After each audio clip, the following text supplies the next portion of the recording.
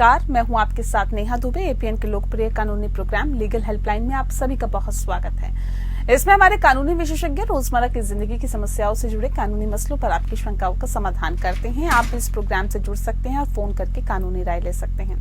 आज हम आपको प्रॉपर्टी रजिस्ट्रेशन से जुड़े हुए कानूनी प्रावधान की जानकारी देंगे। जब भी हम प्रॉपर्टी खरीदते हैं तो उसका रजिस्ट्रेशन करवाना बेहद जरूरी होता है। रजिस्ट्रेशन एक्ट के मुताबिक सभी लेन देन जिसमें एक अचल संपत्ति की बिक्री शामिल होती है को रजिस्टर्ड कराया जाना चाहिए। इसका मतलब है कि अचल संपत्ति की बिक्री से जुड़े सभी लेन देन को पंजीकृत कराना जरूरी है। साथ में गिफ्ट में भी दी गई प्रॉपर्टी और 12 महीनों से ज्यादा की अवधि के लिए लीज पर दी गई संपत्ति को भी अनिवार्य रूप से पंजीकृत कराना होता है।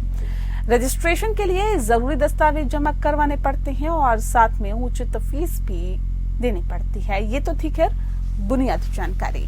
विस्तार से जानकारी देंगे आज के हमारे कानूनी विशेषज्ञ अधिवक्ता नवीन पांडे जी। नवीन जी, बहुत स्वागत है आपका। जी, तो नवीन जी आपको विस्तार से जानकारी देंगे। अगर आपका भी कोई सवाल है प्रॉपर्टी रजिस्ट्रेशन से जुड़ा हुआ तो आप हमें फोन कर सकते हैं और अपने सवाल पूछ सकते हैं। तो सवाल बहुत महत्वपूर्ण, प्रॉपर्टी रजिस्ट्रेशन से जुड़ी हुई कोई भी अगर आपको जानकारी चाहिए तो 012061279337 पर कॉल करिए। 012061279338 पर भी आप हमें कॉल कर सकते हैं।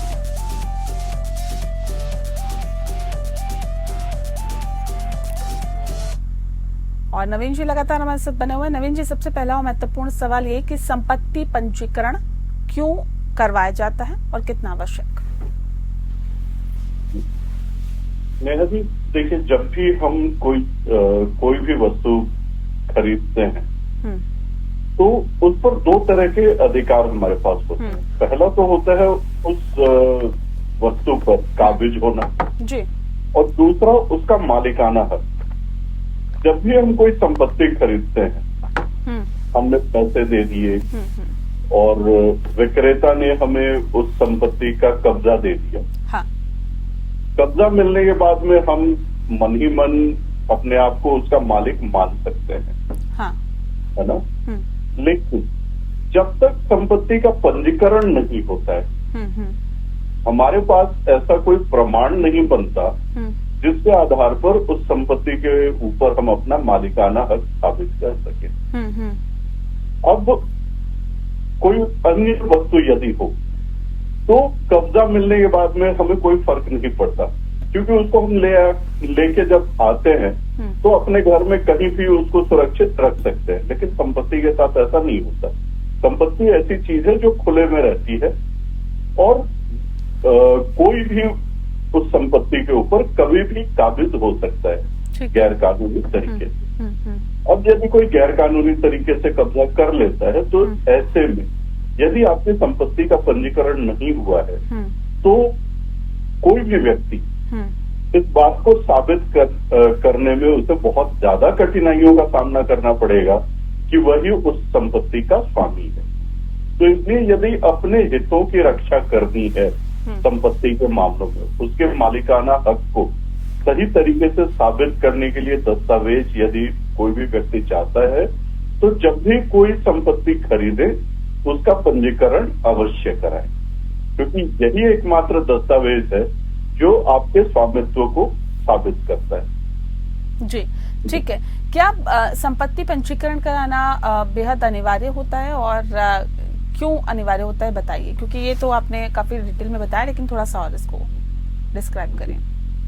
नेहा जी, यदि हम रजिस्ट्रेशन एक्ट 1908 इस कानून के सेक्शन 17 को देखें तो सेक्शन 17 में ये कहा गया है कि वे सभी लेन देन जिसमें किसी भी प्रकार की 100 रुपए से अधिक मूल्य की अचल संपत्ति की बिक्री या किसी भी प्रकार का हस्तांतरण यदि शामिल है तो ऐसे सभी लेन देन को पंजीकृत कराना अनिवार्य होता है। इसका मतलब ये हुआ कि अचल संपत्ति की बिक्री से जुड़े सभी लेन देन उन्हें पंजीकृत कराना आवश्यक होता है, क्योंकि कोई भी अचल संपत्ति 100 रुपए या इससे कम में तो खरीदी नहीं जा सकती। इसके अलावा अचल संपत्ति आपको यदि गिफ्ट में भी दिया जा रहा है या 12 महीने से ज्यादा समय के लिए लीज पर दिया जा रहा है, तो ऐसी स्थिति में भी है ना, क्योंकि संपत्ति का जो मूल्य है, संपत्ति के मूल्य को देखना आवश्यक है। तो अचल संपत्ति क्योंकि 100 रुपए से ऊपर की ही कीमत की होती है कभी भी, है ना, तो इस वजह से यदि कोई भी ट्रांजैक्शन हो रहा है, चाहे वो सेल डीड के रूप में हो, चाहे गिफ्ट डीड के रूप में हो, या फिर 12 महीने से ऊपर के समय के लिए लीज डीड के रूप में हो, सेक्शन 17 रजिस्ट्रेशन एक्ट के तहत इसका रजिस्ट्रेशन अनिवार्य होता है। जी, ठीक है। क्या है स्टैंप ड्यूटी? नया जी, स्टैंप ड्यूटी की यदि बात करें तो स्टैंप ड्यूटी एक प्रकार का टैक्स है जो कि सरकार किसी भी प्रकार के संपत्ति से संबंधित लेन देन के दौरान उसको वसूल करती है। अब अलग अलग राज्यों में जो स्टैंप ड्यूटी के रेट्स हैं ये अलग अलग हो सकते हैं, और अमूमन जो देखा जाता है कि किसी भी राज्य में जब भी हम कोई संपत्ति खरीदते हैं या बेचते हैं या गिफ्ट के तौर पर देते हैं या फिर लीज कराते हैं या किसी प्रकार से यदि मॉर्गेज वगैरह भी करते हैं, तो इन सब स्थितियों में हालांकि मॉर्गेज के लिए जो स्टैंप ड्यूटी है वो कम लगता है, लेकिन यदि सेल परचेज होता है तो सेल परचेज ट्रांजैक्शन के दौरान जो स्टैंप ड्यूटी होती है वो 4 से 10% के बीच में अलग अलग राज्यों में अलग अलग रेट से निर्धारित की गई है। साथ ही साथ स्टैंप ड्यूटी जो है ये आयकर अधिनियम की धारा 80C के तहत टैक्स कटौती के रूप में यदि 1.5 लाख रुपए तक आपने स्टैंप ड्यूटी परचेज किया है किसी अचल संपत्ति के खरीद के दौरान, तो उस पर आप एग्जेम्पशन भी प्राप्त कर सकते हैं, उसमें टैक्स में छूट भी आपको मिल जाता है जी। तो स्टैंप ड्यूटी मूल रूप से एक प्रकार ये कहा जा सकता है कि ऐसा टैक्स है जो कि अचल संपत्ति के पंजीकरण के दौरान सरकार को देना अनिवार्य होता है जी, ताकि आपकी संपत्ति का पंजीकरण हो सके। ठीक है सर, ये बताइए कि बैनामा और बिक्री समझौता दोनों में क्या फर्क है, क्या डिफरेंसेस हैं? मेरा जी, यदि हम बैनामा की बात करें तो बैनामा जो होता है ये स्वामित्व का वास्तविक हस्तांतरण होता है इसके तहत। वही दूसरी ओर यदि बिक्री समझौता की बात करें तो वो बिक्री समझौता सिर्फ एक समझौता है जिसमें 2 पक्ष आपस में अपनी सहमति उसको लिखित में दर्ज करते हैं कि स्वामित्व संपत्ति का जो स्वामित्व है उसका हस्तांतरण भविष्य में विक्रेता द्वारा क्रेता को कर दिया जाएगा। एक पक्ष तो ये हो गया कि स्वामित्व, बैनामा से स्वामित्व का हस्तांतरण होता है, जबकि बिक्री समझौता में सिर्फ करार किया जाता है कि स्वामित्व किसी भविष्य की स्थिति में हस्तांतरित किया जाएगा। दूसरा फर्क यदि देखें तो सेल डीड में दोनों पार्टियों के बारे में पूरी जानकारी होती है, जैसे कि उनका नाम, उनके पिता का नाम, उम्र, पता और साथ ही साथ जो अन्य आवश्यक जानकारियां हैं दोनों क्रेता और विक्रेता को सही तरीके से आइडेंटिफाई करने के लिए। बिक्री समझौता जो होता है उसमें कुछ डिटेल्स जरूर होते हैं जो जनरल, जैसे नाम, पता, ये सारी चीजें आ जाती हैं, लेकिन मूल रूप से बिक्री समझौता के अंदर वे नियम और शर्तें निर्धारित की जाती हैं जिनका पूर्ण होना आवश्यक है और जिन नियम और शर्तों के पूर्ण होने पर ही संपत्ति का हस्तांतरण किया जाएगा। ये दूसरा फर्क हो गया।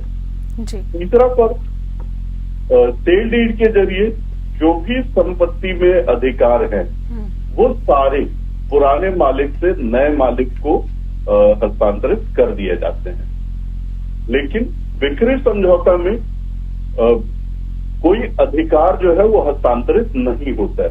वो सिर्फ एक समझौता होता है कि शर्तों के पूरे किए जाने की स्थिति में भविष्य में सेल डीड एग्जीक्यूट किया जाएगा और स्वामित्व के जितने अधिकार हैं वे हस्तांतरित किए जाएंगे। वही चौथा फर्क यदि हम देखें तो सेल डीड जब एग्जीक्यूट करते हैं या बैनामा जब करते हैं तो उसमें स्टैंप ड्यूटी भी पे करना होता है और साथ ही साथ रजिस्ट्रेशन फीस भी पे करना होता है, जबकि सेल एग्रीमेंट के अंदर इस तरह की कोई स्टैंप ड्यूटी या रजिस्ट्रेशन फीस हमें नहीं देनी होती। तो ये मुख्य रूप से 4 ऐसे फर्क हैं जो कि बैनामा और एग्रीमेंट सेल के बीच में होते हैं। ठीक है सर, अगर बैनामा नाकाम हो जाए तो फिर क्या किया जाए, क्या होता है आगे? Neha ji, Indian registration act 1908 के मुताबिक यदि किसी भी अचल संपत्ति जिसका मूल्य 1 रुपए से ज्यादा है ना, और उसमें हितों का ट्रांसफर होना है किसी भी प्रकार के, तो वहां पर पंजीकरण आवश्यक होता है। यदि किसी व्यक्ति ने कोई संपत्ति बिना बैनामे के या बिना बिक्री समझौते के खरीदी है तो इस स्थिति में क्या होता है कि कोई भी मालिकाना अधिकार को साबित करने के लिए कोई दस्तावेज नहीं होता और बेशक पोजेशन मिल सकता है, लेकिन मालिकाना हक उसको सिद्ध करने के लिए कुछ भी हमारे पास में नहीं होता है। ठीक इसी प्रकार यदि बैनामा कोई भी अचल संपत्ति खरीदते समय करार तो हो गया, एग्रीमेंट टू सेल बन गया, लेकिन भविष्य में जाकर के विक्रेता बैनामा निष्पादित नहीं करता है आपके पक्ष में, तो यदि बैनामा निष्पादित नहीं करता है तो बेशक आपने कुछ पैसे भी दे रखे हो, है ना, या हो सकता है कि उस अचल संपत्ति का पूरा मूल्य विक्रेता को आपने ट्रांसफर कर दिया हो, उसके बावजूद भी रजिस्ट्रेशन नहीं हो पाता है, बैनामा नहीं होता है। तो ऐसी स्थिति में आपको जो मालिकाना हक है उस संपत्ति का वह हस्तांतरित नहीं होता और ना ही आपके पास में इस बात को सिद्ध करने के लिए कोई दस्तावेज रह जाता है जिसके आधार पर आप साबित कर सके कि आप उस अचल संपत्ति के मालिक हैं जी। तो बैनामा नाकाम होने का असर सीधे सीधे स्वामित्व के ऊपर पड़ जाता है। ठीक है, रजिस्ट्रेशन कराने के लिए किन किन दस्तावेजों की जरूरत होती है, कौन कौन से दस्तावेज अनिवार्य होते हैं सर? जी, जब हम किसी भी संपत्ति का रजिस्ट्रेशन कराने के लिए जाते हैं तो वहां पर सबसे पहले क्रेता और विक्रेता दोनों के पहचान के प्रमाण पत्र होना अनिवार्य होता है। अब पहचान पत्र के तौर पर आधार कार्ड, पैन कार्ड या केंद्र सरकार या राज्य सरकार द्वारा जारी किया गया कोई भी मान्यता प्राप्त पहचान पत्र ये सामने रखा जा सकता है। इसके अलावा यदि संपत्ति के पंजीकरण के समय दोनों पक्ष जो उपस्थित है वहां पर वे वास्तविक क्रेता और विक्रेता नहीं है, तो इनके जो भी प्रतिनिधि वहां पर उपलब्ध हैं जो कि इस ट्रांजैक्शन को कंप्लीट करना चाह रहे हैं, तो ऐसी स्थिति में दोनों के पास में पावर ऑफ अटॉर्नी का होना आवश्यक होता है, जिससे ये साबित किया जा सके कि विक्रेता ने अपने प्रतिनिधि को पूर्ण अधिकार दे रखे हैं उस ट्रांजैक्शन को कंप्लीट करने के लिए, और विक्रेता भविष्य में अपने अटॉर्नी के द्वारा एग्जीक्यूट किए गए इस डीड को कभी चैलेंज नहीं करेगा या अमान्य घोषित कराने के लिए अदालत में नहीं भागेगा। इसी प्रकार से क्रेता के प्रतिनिधि को भी ये डिक्लेरेशन अपने पावर ऑफ अटॉर्नी में देना होता है जी। तो पहचान पत्र, और यदि आप स्वयं नहीं जा पा रहे हैं तो आपके प्रतिनिधि के पास में पावर ऑफ अटॉर्नी ये होना आवश्यक होता है। इसके अलावा संपत्ति का संपूर्ण विवरण होना चाहिए।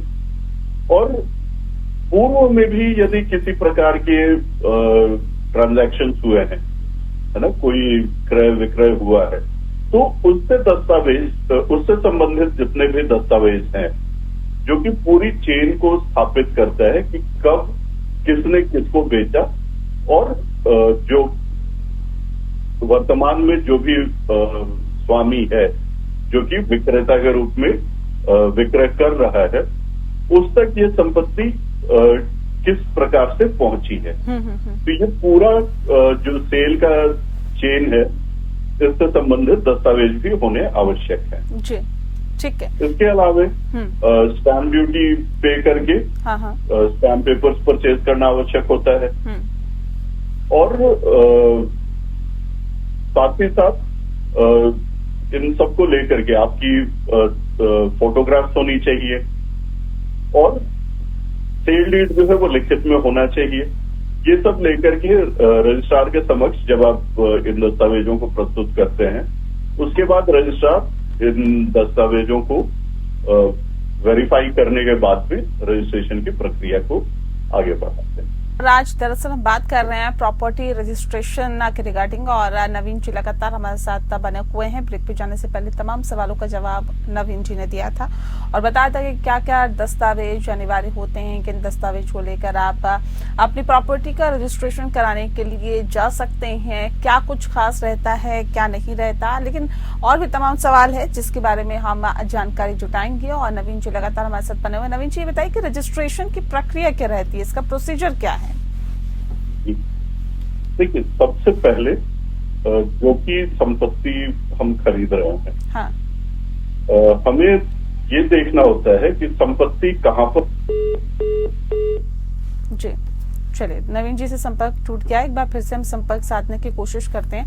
और क्योंकि ये जो विषय है बेहद महत्वपूर्ण है, अगर आप संपत्ति लेने जाते हैं तो जाहिर तौर पे आपको ये पता होना चाहिए कि उसका रजिस्ट्रेशन कराना कितना अनिवार्य होता है, क्यों जरूरी होता है, क्या होता है रजिस्ट्रेशन में, कौन से दस्तावेजों को लेकर जाना जरूरी होता है।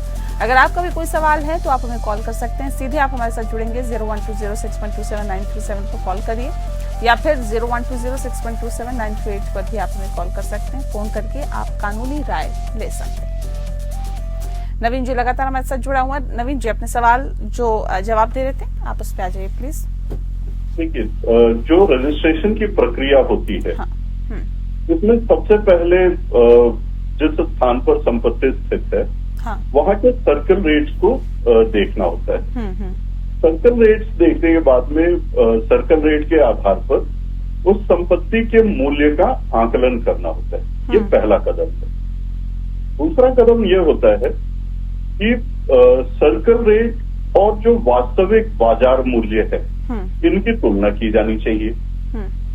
ये इसलिए होता है कि यदि सर्कल रेट बाजार मूल्य से ज्यादा है, तो जो स्टैंप ड्यूटी देय होती है वो सर्कल रेट के आधार पर उसकी गणना की जाएगी। लेकिन वही यदि बाजार मूल्य सर्कल रेट से ज्यादा है, तो बाजार मूल्य के आधार पर संपत्ति के ऊपर जो स्टैंप ड्यूटी लगनी है उसकी गणना की जाती है। तो सबसे पहले सर्कल रेट निर्धारित करना, सर्कल रेट के आधार पर संपत्ति का मूल्य। दूसरे चरण में आप सर्कल रेट के आधार पर जो मूल्य आता है उससे तुलना करते हैं बाजार मूल्य की। तीसरे चरण में जो भी मूल्य जिसके ऊपर स्टैंप ड्यूटी देय है, वो जब निश्चित हो जाता है तो उसके बाद में स्टैंप ड्यूटी की गणना की जाती है। आपके राज्य में जो भी रेट है स्टैंप ड्यूटी की, उसके आधार पर स्टैंप ड्यूटी की गणना की जा सकती है। अब चौथा स्टेप होता है, जब आपने स्टैंप ड्यूटी की गणना कर ली है, तो उसके बाद आप किसी लाइसेंस वेंडर के पास जाएंगे और वहां जाकर के आप उस रकम की स्टैम्प पेपर जो है वो परचेज करेंगे। यदि आप चाहें तो स्टैम्प वेंडर से न खरीद के ऑनलाइन भी stock holding corporation of India limited की वेबसाइट पर जाकर वहां से भी ई स्टैम्प परचेज कर सकते हैं। जब स्टैम्प पेपर परचेज कर लिया, उसके बाद में सेल डीड इसको तैयार करना होता है। सेल डीड के अंदर सारी बातें जो है संपत्ति से संबंधित, जैसे कि विक्रेता के विवरण, क्रेता के विवरण, संपत्ति का विवरण, उसके लिए क्या कीमत अदा की गई है उसका विवरण, ये सारी चीजें उस सेल डीड के अंदर में दर्ज की जाती हैं। सेल डीड का ड्राफ्ट तैयार करने के बाद में जो अगला चरण होता है उसमें इन दस्तावेजों को लेकर के और रजिस्ट्रार के समक्ष उपस्थित होना होता है जी। वहां पर सारे दस्तावेजों के साथ साथ 2 गवाह भी आवश्यक होते हैं जिनको लेकर के जाना होता है। उसके बाद में जब आप रजिस्ट्रार के समक्ष उपस्थित होते हैं तो रजिस्ट्रार संपत्ति के जो बैनामा से संबंधित दस्तावेज हैं उनको वेरीफाई करेंगे। वेरीफाई करने के बाद में विक्रेता, क्रेता और जो दोनों गवाह हैं सबके बायोमेट्रिक वहां पर दर्ज किए जाते हैं। सबकी पहचान जो है वो सुनिश्चित की जाती है, उनका बायोमेट्रिक किया जाता है और इसके बाद में बैनामा रजिस्ट्रेशन के लिए रजिस्ट्रार के यहाँ जमा कर दी जाती है और एक रसीद आपको प्रदान की जाती है। इसके बाद जो अगला स्टेप होता है, आपको 1 या 2 दिन का समय दिया जाता है रजिस्ट्रेशन के लिए। वो 1-2 दिन का समय बीतने के बाद में रजिस्ट्रेशन जब रजिस्ट्रार के ऑफिस में कंप्लीट हो जाता है तब आपको वो रसीद लेकर के जाना होता है और बैनामा के जो रजिस्टर्ड डॉक्यूमेंट्स हैं वो कलेक्ट करके आपको लेके वापस आना होता है। तो ये स्टेप्स होते हैं, ये पूरी प्रक्रिया है रजिस्ट्रेशन की जिसको फॉलो करना हर किसी के लिए आवश्यक होता है। ठीक है सर, ये रजिस्ट्रेशन की कोई समय सीमा भी होती है क्या और फीस कितनी लगती है इसमें, उस बारे में बताएं। नेहा जी, यदि किसी दस्तावेज को अनिवार्य रूप से रजिस्टर्ड होना चाहिए इंडियन रजिस्ट्रेशन एक्ट के तहत जी, तो ऐसे दस्तावेजों के निष्पादन के 4 महीने के अंदर उससे रजिस्ट्रेशन की उसके जो दस्तावेज होते हैं उनके रजिस्ट्रेशन के लिए फीस जमा करा देनी चाहिए जी जी। यदि ये 4 महीने की समय सीमा बीत जाती है तो ऐसी स्थिति में रजिस्ट्रार के समक्ष आपको एक आवेदन दायर करना होता है हाँ। और आगे और समय की मांग करनी होती है ना, माफी मांगते हुए कि 4 महीने के अंदर किन्हीं कारणवश आप रजिस्ट्रेशन नहीं करा सके। उन कारणों को भी आपके आवेदन में स्पष्ट तौर पे लिखा जाना चाहिए हाँ। यदि रजिस्ट्रार को ऐसा प्रतीत होता है आपके आवेदन को देख करके कि जो कारण आपने बताए हैं वे जेन्युइन कारण हैं और वास्तव में किन्हीं मजबूरियों की वजह से आप नहीं रजिस्ट्रेशन करा पाए हैं तो आपको आगे 4 महीने के लिए और एक्सटेंशन मिल सकता है। तो जो एक्सटेंशन मिलता है आपको 4 महीने का, उसके अंदर आपको रजिस्ट्रेशन फिर कराना होता है। यदि ऐसा कुछ नहीं किया जाता है, 4 महीने के अंदर रजिस्ट्रेशन भी नहीं हुआ, आपने आवेदन देकर के आगे और समय की मांग भी नहीं की और विलंब के कारण भी यदि आपने नहीं समझाया है, तो ऐसी स्थिति में जो भी रजिस्ट्रेशन के लिए निर्धारित फीस है उसके 10 गुना तक का जुर्माना आपके ऊपर लगाया जा सकता है। और उसके बाद में ये समय सीमा बीतने के बाद में यदि रजिस्ट्रेशन होगा भी तो जो वास्तविक रजिस्ट्रेशन फीस है उससे 10 गुना ज्यादा दे करके और फिर रजिस्ट्रेशन होगा।